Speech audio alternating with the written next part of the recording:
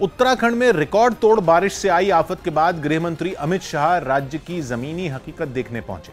उन्होंने मुसीबत के वक्त राज्य सरकार के काम की और मुख्यमंत्री पुष्कर धामी की खूब तारीफ की और राज्य को हर मुमकिन मदद का भरोसा दिया। मुख्यमंत्री के साथ हेलीकॉप्टर में सवार होकर उन्होंने राज्य में हुई तबाही का हाल देखा। हेलीकॉप्टर में दोनों नेताओं के अलावा कुछ अफसर भी रहे जो राज्य का नक्शा लेकर पहुंचे और सबसे ज्यादा नुकसान वाली जगहों के बारे में बताते रहे। हेलीकॉप्टर से नदियों का उफान साफ दिखाई दिया। खेतों में बह रहा नदियों का पानी और टूटे हुए निर्माण भी साफ दिखे। तबाही का हाल देखने के बाद अमित शाह ने भरोसा दिया कि केंद्र सरकार की तरफ से उत्तराखंड की पूरी मदद की जाएगी। उन्होंने ये भी बताया कि केंद्र सरकार ने किसी कुदरती आफत से निपटने के लिए राज्य को पहले ही 250 करोड़ रुपए दिए हुए थे। डिजास्टर मैनेजमेंट डिपार्टमेंट की ओर से 250 करोड़ रुपया कुछ महीने पहले ही यहाँ पर ऑलरेडी एडवांस में भेजा हुआ है, इससे काम चालू हो गया। गृह मंत्री अमित शाह एक दिन पहले ही देहरादून पहुंच गए थे। हवाई सर्वे के अलावा उन्होंने दिन भर अधिकारियों के साथ कई अहम बैठकें की और तबाही से हुए नुकसान के आकलन के लिए सर्वे कराने का आदेश दिया। 3 दिन की बारिश ने राज्य को इतना नुकसान पहुंचाया है जिसकी भरपाई करने में कई महीने लग जाएंगे,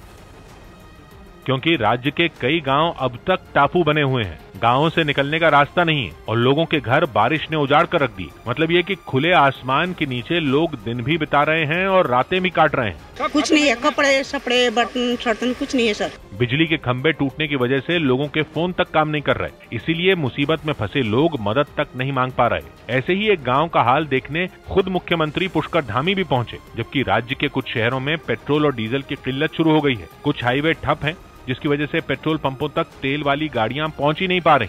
सौभाग्य की बात है कि उत्तराखंड में 125 साल का रिकॉर्ड तोड़ने के बाद बारिश तो थम गई, लेकिन मुसीबतों का जो पहाड़ टूटा उससे उबरने में लंबा वक्त लग सकता है, क्योंकि मूसलाधार बारिश और पहाड़ खिसकने की वजह से हाईवे और दूसरी सड़कें बंद हैं। तो वहीं सेना, एनडीआरएफ और एसडीआरएफ की टीमें मलबा हटाकर उन लोगों को तलाश रही हैं जो 3 दिन की बारिश के दौरान लापता हो गए, जबकि सरकारी तौर पर 5 दर्जन से ज्यादा लोगों के मारे जाने की पुष्टि हो चुकी है।